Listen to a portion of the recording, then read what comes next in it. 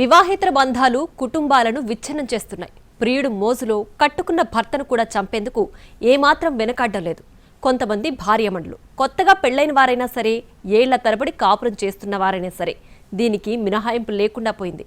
కర్ణాటకలో మరీ దారుణంగా వృద్ధాప్యానికి దరిదాపుల్లో ఉన్న ఓ మహిళ ప్రియుడు మోజులో పడి 60 ఏళ్ల భర్తను మర్డర్ చేయించడం కన్నడ నాట సంచలనం సృష్టించింది. లేటు వయసులో ఘాటు లవ్. నిజానికి ఈ మాటల్ని వృద్ధ దంపతులు అత్యంత అన్యోన్యంగా దాంపత్య జీవితం గడిపితే వాడుతాం. కానీ కర్ణాటకలో ఓ మహిళ తన భర్తతో కాకుండా మధ్య వయసు ఉన్న యువకుడితో ఘాటు లవ్ ట్రాక్ నడిపింది. అంతేకాదు, ప్రియుడి కోసం కట్టుకున్న భర్తను కడతెచ్చింది. ఈ ఫోటోలో ఉన్న వృద్ధ దంపతుల పేర్లు సుబ్రహ్మణ్య, మీనాక్షమ్మ. ఇద్దరు భార్యాభర్తలు. కర్ణాటకలోని చిక్కమగళూరు వీరి స్వస్థలం.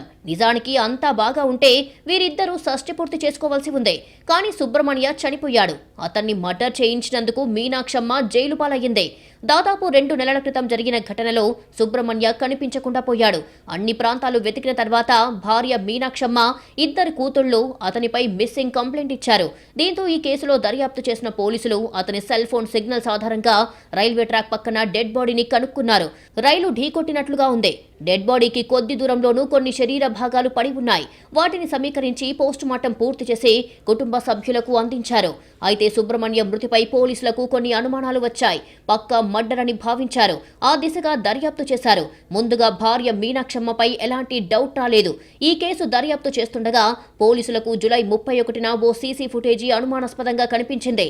దానిలో 3 యువకులు సుబ్రహ్మణ్యను కారులో ఎక్కించుకుని వెళ్లినట్లు గుర్తించారు. ప్రదీప్, సిద్దేశ్, విశ్వాస్ అనే 3 యువకులను అదుపులోకి తీసుకుని విచారించగా అసలు విషయం బయటపడింది. అందులో ప్రదీప్ అనే 33 ఏళ్ల వ్యక్తికి మీనాక్షమ్మతో వివాహేతర సంబంధం ఉన్నట్లు గుర్తించారు.